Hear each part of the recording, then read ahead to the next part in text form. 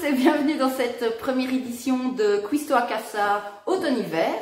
Aujourd'hui nous allons préparer des chicons gratins et avec purée comme accompagnement.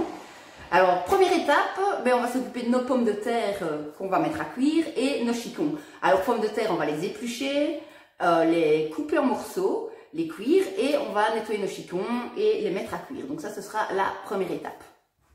Donc, comme je viens de vous le dire, j'ai nettoyé et coupé en petits morceaux mes pommes de terre. Je vais les mettre dans une casserole, les couvrir d'eau. C'est pas nécessaire de mettre trop d'eau, moins vous mettez d'eau, plus l'eau va vite se porter à ébullition. Donc les pommes de terre coupées en morceaux, de l'eau, je sale, pardon. Voilà, et je vais mettre tout ça à fond. J'ai aussi déjà mes chicons, dont j'ai enlevé les feuilles qui étaient moins jolies. Et je ne sais pas si vous voyez, pas trop, j'ai enlevé le cœur à l'aide d'un couteau. Je vais les disposer dans ma casserole. Je vais mettre aussi de l'eau. Voilà, l'idée c'est qu'ils soient couverts au maximum, comme ça. Un petit peu, voilà. Là-dedans, alors, du sel, du poivre.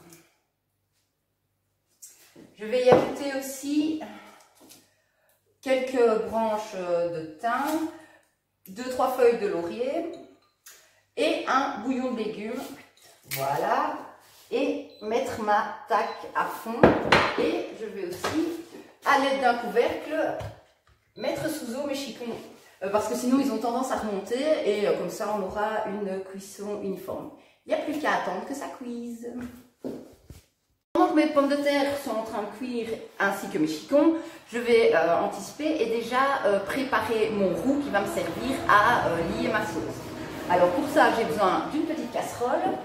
Ici, je vais mettre l'équivalent de 100 g de beurre. Voilà. Je vais faire fondre le beurre et y ajouter 200 g de farine. Alors, une fois que mon beurre est fondu dans ma casserole, donc il y a l'équivalent de 100 g de beurre, j'y ajoute 200 g de farine. Je vais mélanger le tout et laisser cuire jusqu'à ce que mon roux ait un peu cette petite odeur de biscuit. Alors, après quelques instants, mon roux, je sais pas si on ne veut pas des masses, a une petite odeur de biscuit. Il est bien sec, donc je vais pouvoir le mettre de côté. Alors ici, comme vous pouvez le voir, j'en ai fait beaucoup. Je vais en garder une petite partie pour réaliser la sauce des chicons gratins. Et l'autre partie, je vais la mettre dans un petit bocal de ce style-là, que je vais garder pour les recettes des jours à venir. Donc après une petite quinzaine de minutes, mes pommes de terre sont bien cuites, elles commencent à se décomposer. Je vais pouvoir alors réaliser ma purée. Je vais donc les égoutter et on va faire donc une purée. Pour réaliser la purée, super simple, donc vous avez votre pomme de terre, vous ajoutez quelques morceaux de beurre. Bon, c'est vrai que je mets souvent beaucoup de beurre. Ensuite, vous ajoutez un petit peu de lait et vous pouvez écraser à l'aide de votre presse-purée. Vous ajouterez aussi du sel et du poivre et un peu de muscade pour ceux qui aiment bien. Moi, je fais comme ma grand-mère ici, j'ajoute un petit peu de fromage. Voilà. Et une fois que cette purée est bien écrasée, que j'ai rajouté un petit peu de sel, un petit peu de poivre, je vais la placer dans un plat. Une fois que j'ai obtenu une purée bien lisse, je la dépose dans un plat qui va aller au four en même temps que mes chicons, ce qui permet de garder au chaud toute votre préparation. Ici, je constate que mes chicons sont cuits, donc je vais les sortir de ma casserole et les déposer dans une passoire, histoire qu'ils se vident un petit peu de leur jus, avant de les enrouler dans le jambon et les placer dans un plat à gratin. Alors mon jus, je vais le garder en fait. On va le passer comme ça au-dessus. Voilà. et je vais le remettre à chauffer quelques instants car il me permettra de réaliser la sauce de mes chicons. Pour réaliser la sauce, ultra simple, une casserole, votre jus de chicon, vous prenez un petit peu de lait, vous ajoutez votre lait, je pense que j'en aurai assez comme ça, mélange un petit peu et on va laisser chauffer et ajouter du rouge. Donc dans mon jus de chicon, mon lait, j'ajoute au fur et à mesure, j'ajoute le roux pour être sûr de ne pas me retrouver avec une sauce beaucoup trop épaisse que je vais devoir alors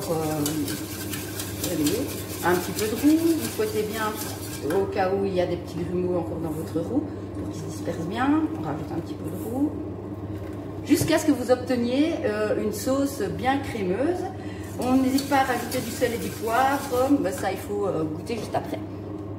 Enfin, pendant que ma sauce est en train de réduire sur le côté, je vais rouler mes chicons. Donc tranche de jambon, vous prenez un chicon, moi j'ajoute du fromage râpé, je fais comme ma maman et il suffit donc d'enrouler votre chicon ou endive pour les Français comme ceci et les disposer dans un plat à gratin.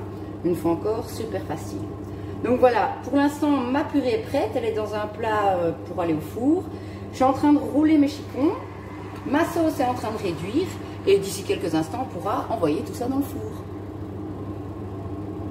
Ici on a donc notre purée, nos chicons roulés, il ne reste plus qu'à ajouter la sauce qui est tip top comme il faut. Pardon.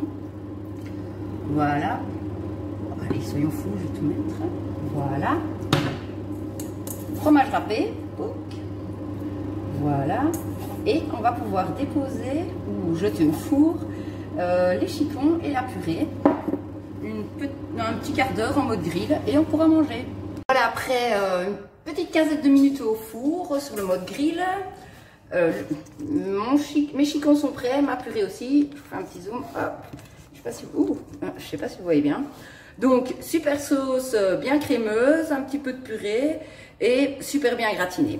Donc voilà, une fois encore une recette vraiment super facile qui vaut la peine d'être réalisée. J'espère vraiment que vous vous portez tous bien. Ici en Belgique, ben, il pleut, donc c'est l'occasion de faire de la cuisine. Pas de travail, donc beaucoup de temps pour vous. On se revoit demain pour une nouvelle recette. Salut!